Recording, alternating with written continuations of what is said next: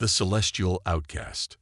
The royal palace of Astralis gleamed under the light of 3 moons, its crystalline spires reaching toward distant stars.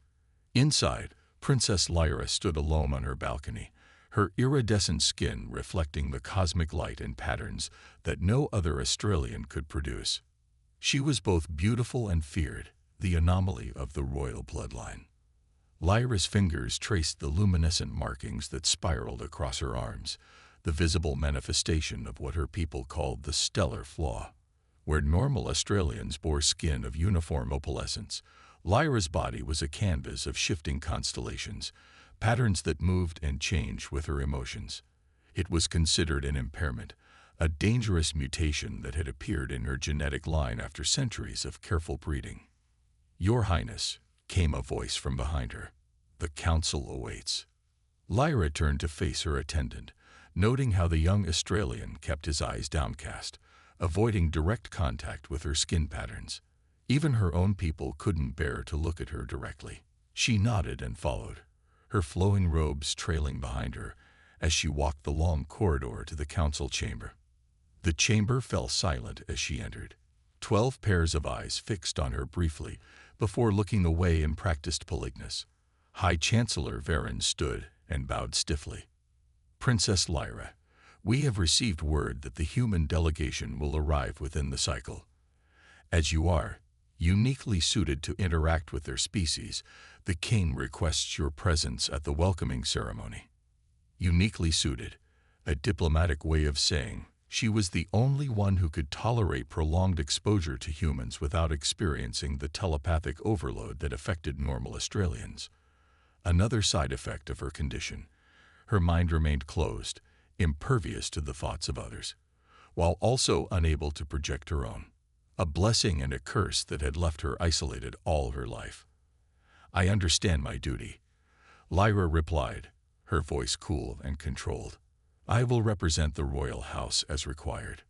What the council didn't say, what they never said aloud, was that she was useful only as a buffer between species, a diplomatic tool when dealing with races that lacked telepathic abilities. Never a true heir, never a match for any noble house. In the 1,000-year history of her lineage, no other royal had been born with the stellar flaw, and marriage proposals had dried up the moment her condition became known. The rest of the meeting passed in a blur of protocols and preparations. The humans were coming to negotiate mining rights on one of Astralis's moons, a relatively simple matter that nonetheless required careful handling. Humans were known for their unpredictability and emotional outbursts, traits that made them particularly difficult for telepathic races to deal with. Later, in her private chambers, Lyra consulted the archives. The holographic display showed images of the human delegation, scientists, diplomats, and security personnel. She studied their faces, trying to prepare herself for the interaction. Humans were visually diverse but followed common biological patterns. She had met other species before, but never humans. One face in particular caught her attention, a male with intelligent eyes and an expression that seemed more curious than intimidating. According to the data, he was Dr. Ethan Reeves, xenobiologist, and the lead scientific consultant for the human delegation. Something about his gaze made her pause, but she quickly dismissed the feeling. This was a diplomatic mission, nothing more. The next day, Lyra stood at the spaceport as the human vessel descended through Astralis's atmosphere, its engines creating ripples in the planet's luminescent clouds. She had dressed in formal attire, a flowing gown of silver blue that complemented the natural patterns of her skin, though she had covered most of her body as custom dictated. Only her face and hands remained exposed, and even those she would typically shield in the presence of noble houses. The ship settled on the landing pad with a gentle hiss, and after a moment, the airlock cycled open. The humans emerged one by one, blinking in the strange light of Astralis's 3 suns. Their ambassador, a tall woman with silver-streaked hair, led the procession, followed by security personnel and the scientific team. And there he was, Dr. Ethan Reeves, looking up at the crystal towers of the capital city with undisguised wonder. When his gaze shifted to Lyra, She felt an unexpected jolt. Unlike her own people, who looked away from her patterns, he stared directly at them, his expression one of fascination rather than revulsion. "Princess Lyra," the ambassador said, bowing as she had been instructed. "On behalf of Earth, we thank you for your hospitality." Lyra inclined her head, her voice steady despite her unease. "Astralis welcomes you, Ambassador Chen. May your stay bring prosperity to both our worlds." The formal greetings continued, each delegation member being introduced in turn. When Dr. Reeves stepped forward, he broke protocol, looking directly into Lyra's eyes. "Your Highness," he said, his voice carrying a warmth that seemed at odds with the formal setting. "The bioluminescent patterns on your skin, they're remarkable. Do they always form recognizable constellations?" A murmur of discomfort ran through the Australian officials. Such direct mention of her condition was considered deeply inappropriate. Lyra felt her patterns shift and brighten in response to her surprise, something that didn't escape Ethan's notice. "They respond to your emotional state," he continued, his voice dropping to an excited whisper. "Fascinating." Before she could respond, Chancellor Varen stepped smoothly between them.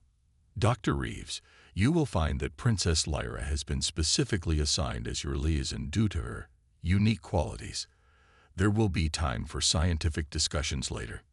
Ethan nodded, but his eyes remained on Lyra, curious and unafraid.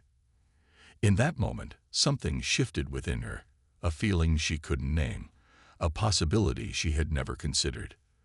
The following days were filled with negotiations and careful diplomacy. Lyra accompanied the humans through the capital, explaining Australian customs and serving as the primary point of contact. Most of the delegation treated her with polite deference, but Ethan Reeves sought her out at every opportunity, asking questions not just about her world, but about her specifically. "Why do the others avoid looking at your skin patterns?" he asked during a tour of the botanical gardens, where they had briefly separated from the main group. Lyra hesitated. No one had ever asked her this directly. "My condition is considered an impairment among my people. The patterns disrupt telepathic communication and are seen as unsettling. But they're beautiful," Ethan said simply. "On Earth, many of our cultures view unique physical traits as marks of distinction, not impairment. Your species doesn't communicate telepathically," Lyra pointed out. "You don't understand what's been lost." Ethan's expression grew thoughtful. "Maybe. Or maybe we see something that your people have overlooked." Before she could question him further, they were rejoined by the others. But his words stayed with her, echoing in her mind as she lay awake that night, watching the patterns on her skin shift and flow like living starlight. The crisis came without warning on the 5th day of negotiations. An alarm blared through the palace, and guards rushed to secure the royal family and their guests. Reports flooded in of a cosmic anomaly, a stellar flare from Astralis's nearest sun, one that threatened to overwhelm the planet's protective magnetic field. Lyra found herself in the emergency control center with King Orion, her father, and the human delegation, listening as scientists from both species attempted to assess the damage. "The radiation will penetrate our shields within 6 hours," the Australian chief scientist explained, his voice tight with fear. "We can evacuate the capital, but the outlying settlements won't have time." "What about boosting the planetary shield?" Ambassador Chen asked. The Australian scientist shook his head. "We lack the power. Our generators are already at maximum output." "There's another way," Ethan said suddenly, his eyes fixed on Lyra. "Princess, your condition. It's not just cosmetic, is it? The patterns on your skin absorb and redirect energy." All eyes turned to her. Lyra felt her patterns flare in response, bright swirls of light cascading across her skin. "How did you know?" she whispered. "I've been studying you," Ethan admitted. "The way your patterns absorb light, how they shift and store energy. It's not a flaw. It's an evolutionary adaptation. Your body can process and redirect radiation that would harm others." The room fell silent. What Ethan was suggesting was unthinkable. that her condition, long considered a defect, might be the key to saving her people. Kame Orion looked at her, truly looked at her, perhaps for the first time in years. Is this possible, Lyra? She didn't know. She had always been taught to hide her difference, to minimize it, never to explore what it might mean. But in that moment, with Ethan's confident gaze upon her and her people's lives in the balance, she knew she had to try. I need access to the central shield generator, she said. And I need him. She pointed to Ethan. He understands this better than anyone. As the evacuation proceeded around them, Lyra and Ethan made their way to the heart of the planetary defense system, a massive crystalline structure that channeled energy from Astralus's core to the shields that protected the planet. The theory is simple, Ethan explained as they worked. Your body naturally absorbs and redirects energy. If we can connect you to the shield generator, you might be able to process the incoming solar radiation and convert it into a form that can strengthen the shields rather than overwhelm them. And if you're wrong?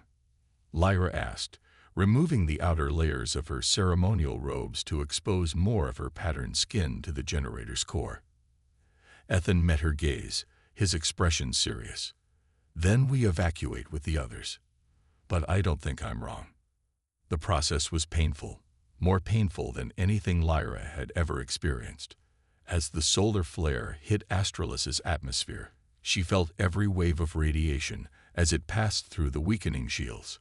Her skin burned with absorbed energy, the patterns shifting faster than ever before, forming complex structures that seemed to pull the deadly radiation into themselves. Ethan worked frantically at the controls, adjusting the generator to channel energy through Lyra's body rather than trying to block it directly.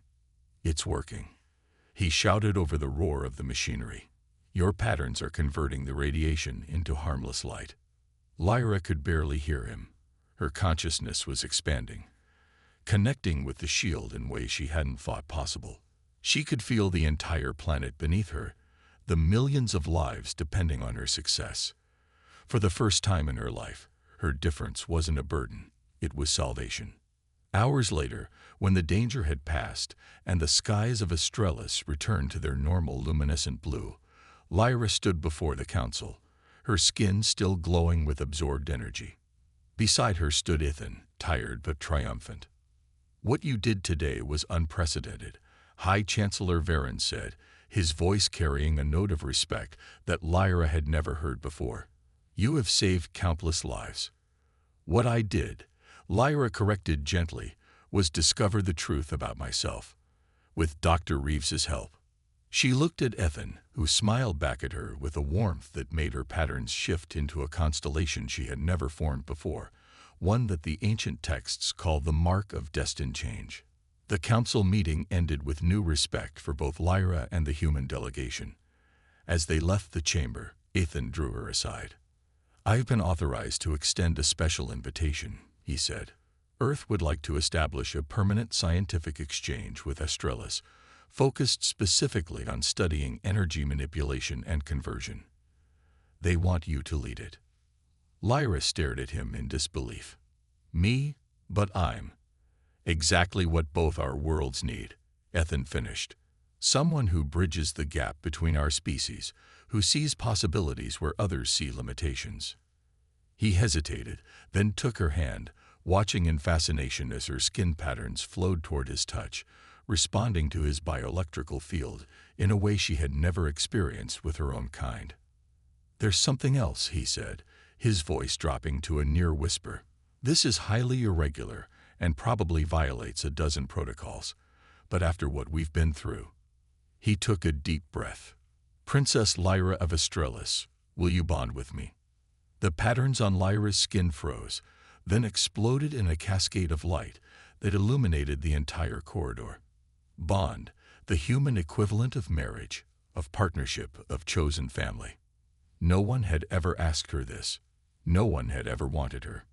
You don't know what you're asking, she said, her voice shaking. My condition is exactly why we belong together, Ethan interrupted. I'm a scientist, Lyra. I see patterns, connections, possibilities, And everything I've seen tells me that your impairment is actually an evolutionary leap forward. You're not defective. You're the future of your species, and I want to help you discover what that means." Lyra looked into his eyes and saw no fear, no calculation, only genuine care and fascination. He saw her, truly saw her, not as a tool or a curiosity or a flawed princess, but as someone of value, someone with a purpose. "The council will object," she warned.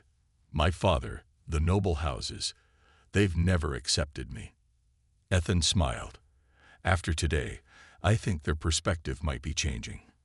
But even if it doesn't," he squeezed her hand gently, "sometimes the most important discoveries come from the most unexpected places. You've proven that today." For the first time in her life, Lyra felt the weight of isolation lifting from her shoulders. Her patterns shifted again, forming the ancient symbol for new beginnings, and she knew her answer before she spoke it. "Yes," she said simply. "I will bond with you, Ethan Reeves of Earth." And as their fingers intertwined, the patterns on her skin seemed to reach out, wrapping around his hand in tendrils of living light. No longer a mark of separation, but a bridge between worlds. The human's proposal. Word spread quickly through the crystalline corridors of the royal palace. Princess Lyra, the bearer of the stellar flaw, had accepted a bond proposal from a human. The noble houses were in uproar, courtiers whispered behind ornate screens, and the council had called an emergency session to address what many considered an unprecedented diplomatic crisis. Lyra stood before her father's private chambers, her skin patterns pulsing with anxiety as she waited for permission to enter. The events of the past cycle had transformed her life in ways she could never have anticipated. From overlooked royal obligation to planetary savior, from isolated anomaly to the center of a political storm. When the doors finally opened, King Orion stood with his back to her, gazing out at the capital city through a window of living crystal. Unlike most Australians, he had always been able to look at her directly, though rarely with warmth. "You've created quite a situation, daughter," he said without turning. Lyra stepped forward, her chin raised. "I saved our people." "Yes." He turned then, his opalescent eyes studying her with new interest. "That you did. And now you wish to bond with this human scientist." "Dr. Reeves sees value in what I am," Lyra said simply. "He believes my condition represents evolution, not impairment." King Orion's expression softened slightly. "And what do you believe?" The question caught her off guard. No one had ever asked for her opinion on her own condition before. "I believe." She paused, gathering her thoughts. "I believe I was born different for a reason. What happened during the solar flare, the way my body processed the radiation, it felt right. As if I was fulfilling a purpose I didn't know I had. And this human, this Dr. Reeves, what purpose does he serve in your life?" Lyra's patterns shifted into warm hues of amber and gold. "He sees me, father. Not as a princess, not as a diplomatic tool, not as a genetic anomaly, but as a person of value." The king studied her for a long moment, then sighed. "The council will not approve. A bonding between our royal house and a species is volatile, and short-lived as humans is unprecedented." "Many things that have happened these past days are unprecedented," Lyra countered. "Perhaps it's time for new precedents." A ghost of a smile crossed her father's face. "You sound like your mother." His expression grew serious again. "The noble houses will object. They believe such a union would weaken our royal line." "Our royal line produced me," Lyra said, her voice steady. "And yesterday, that turned out to be exactly what Astralis needed." King Orion nodded slowly. "Go to the council. Say what you must. I will not stand in your way." It wasn't approval, not exactly, but it was more than Lyra had expected. She bowed and withdrew, her patterns shifting from anxious swirls to more determined configurations. The council chamber was filled beyond capacity when Lyra arrived. Not only were the 12 permanent members present, but representatives from each noble house had also assembled, their faces ranging from curious to openly hostile. Ethan stood to one side, Flanked by Ambassador Chen and 2 security officers, his expression calm despite the tension in the room. High Chancellor Varen called for silence as Lyra took her place at the center of the chamber. "Princess Lyra," he began, his tone formal, "you stand before this council to address the matter of your proposed bonding with Dr. Ethan Reeves of Earth. Before we hear your statement, I must inform you that the council has received formal objections from 7 noble houses, all citing concerns about genetic integrity and diplomatic complications." Lyra nodded, unsurprised. She had expected resistance.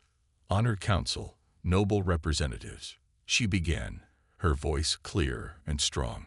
"I come before you not simply as a princess seeking approval for a personal choice, but as someone who has discovered a truth about our species that we have long overlooked."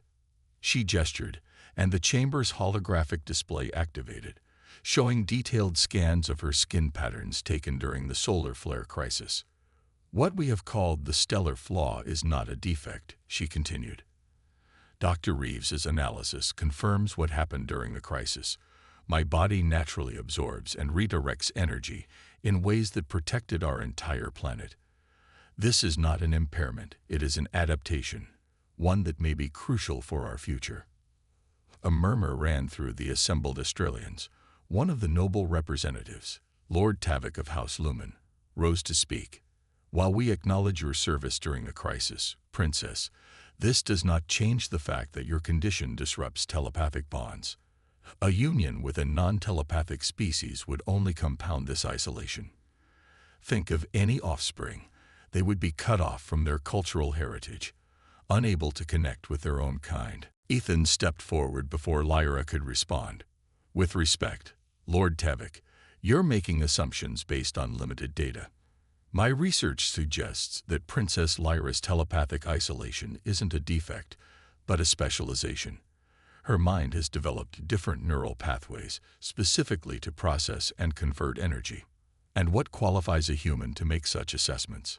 demanded another noble. "Perhaps the fact that he's not blinded by centuries of genetic prejudice," Lyra interjected, her patterns flaring with indignation. "Dr. Reeves approached my condition with scientific curiosity rather than cultural bias, and in doing so, he discovered what all of you missed, that my differences serve a vital function." Ambassador Chen stepped forward, her diplomatic training evident in her measured tone. "If I may address the council, Earth has a long history of genetic diversity and adaptation. What appears as weakness in one context often proves to be strength in another. Princess Lyra's ability to process radiation saved countless lives. This alone suggests that her condition deserves further study, not stigmatization." Chancellor Varen leaned forward. "The immediate crisis is past. Why should we approve a permanent bond between our royal house and a human scientist? What benefit does this bring to Astralis?" It was the question Lyra had been waiting for. She activated another holographic display, this one showing a detailed proposal that she and Ethan had worked on through the night. "We propose the establishment of a joint research initiative," she explained. "Earth has extensive experience with radiation management and energy conversion technologies. Combined with my unique abilities and Astralis's crystal-based energy systems, we could develop new planetary defense mechanisms, more efficient power sources, even medical applications." She paused, letting the implications sink in. "My bond with Dr. Reeves would serve as the foundation for this initiative, a symbol of cooperation between our worlds and a practical partnership that combines our complementary expertise." The council members exchanged glances, some thoughtful, others still skeptical. Lord Tavik spoke again. "And what of children? What becomes of the royal line?" Ethan stepped closer to Lyra, his expression determined. "Any children would have the benefit of 2 cultures, 2 perspectives, and potentially unique abilities of their own. If Princess Lyra's condition is indeed an evolutionary adaptation, our children might represent the next step in that evolution, beings capable of bridging the gap between our species in ways we can't yet imagine." A hush fell over the chamber. The idea was radical, unsettling to many, but undeniably intriguing. Chancellor Varen cleared his throat.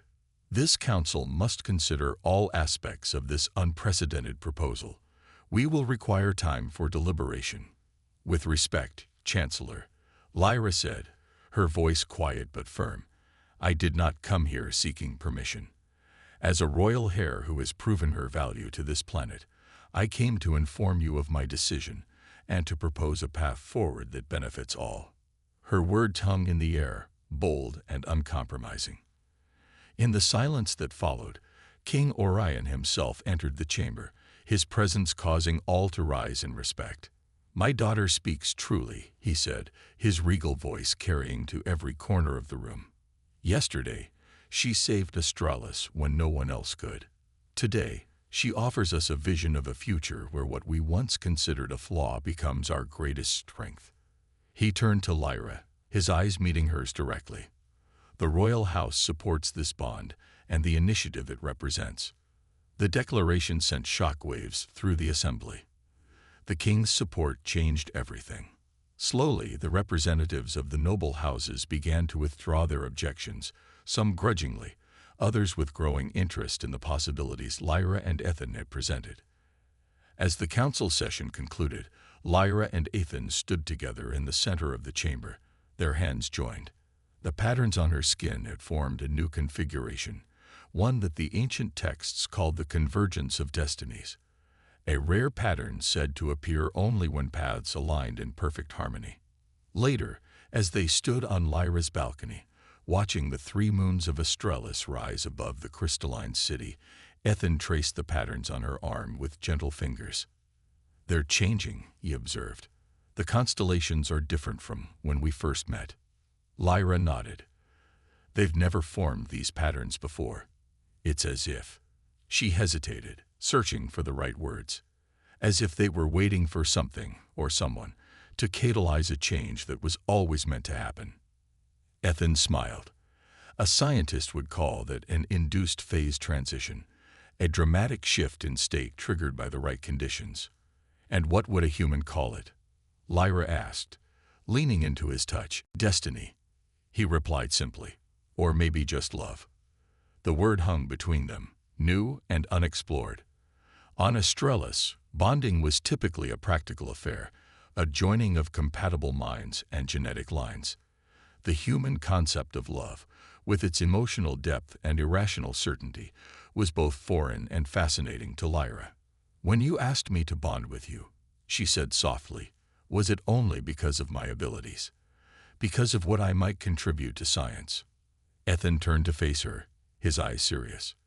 I asked you to bond with me because from the moment I saw you, standing alone among your people, I recognized something in you that called to something in me. Yes, I'm fascinated by your abilities, but I'm moved by your courage, your resilience, your willingness to embrace what makes you different. He touched her cheek gently. Where others saw impairment, I saw possibility. Where you were taught to see isolation, I see unique perspective. That's not just science, Lyra. That's connection. Her patterns shifted again, responding to his words, his touch, the warmth in his eyes. The luminescent swirls spiraled outward from her heart, forming bridges between them, visible manifestations of invisible bonds. There will be challenges, she warned. Not everyone accepts this change, and we still don't fully understand what I am, what I might become. That's what makes it an adventure, Ethan replied, his smile widening. On Earth we have a saying, not all who wander are lost. Sometimes the path less traveled leads exactly where you're meant to be.